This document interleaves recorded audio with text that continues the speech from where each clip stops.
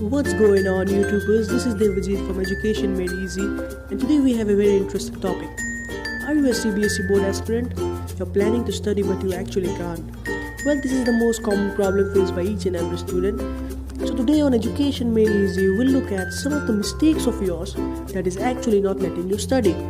You must be aware of the fact that there might be many mistakes of yours that is actually not letting you study. Some might be actually personal, discussing about which is actually useless, because ultimately it's you who has to deal with your personal problems. So guys, this is my first video. Make sure to give it a like, subscribe and share this video to your friends as much as possible.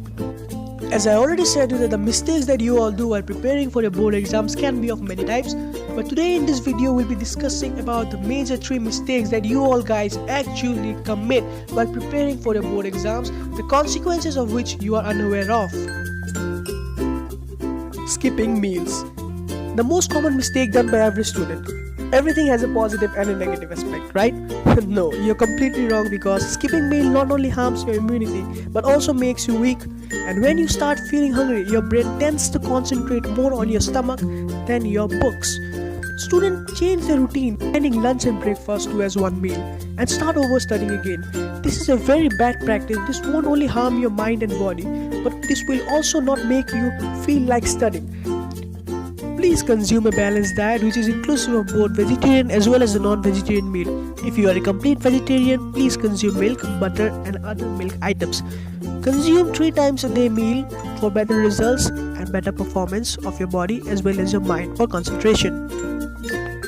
Disturbing the sleeping habits. I'll study the whole night, mom. This is your plan? If yes, then let me remind you that before this period, your body was habituated to do activities at the daytime and take a rest at the night. But we all are different. There are some students who like studying at night.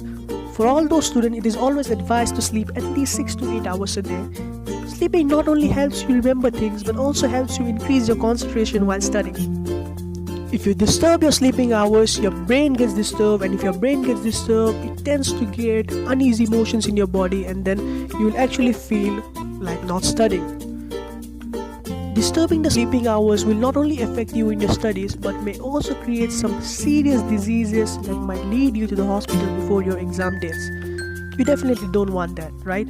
So it is always advised for you to sleep at least 6 to 8 hours a day to get a better result.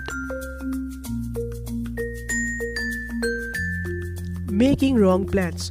I've often seen students who actually devote less time in the subject in which they are weak, and they tend to concentrate more on the subject in which they are strong.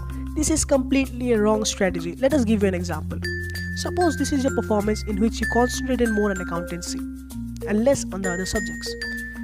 And at the same time, this is your performance when you concentrated equally on each subject, on which your score lies on 80's house.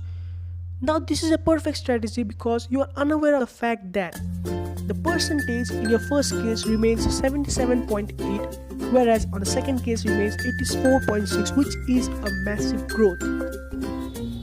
Now I've seen many students who actually do not know how to prepare a proper routine. This often leads to depression as well as stress.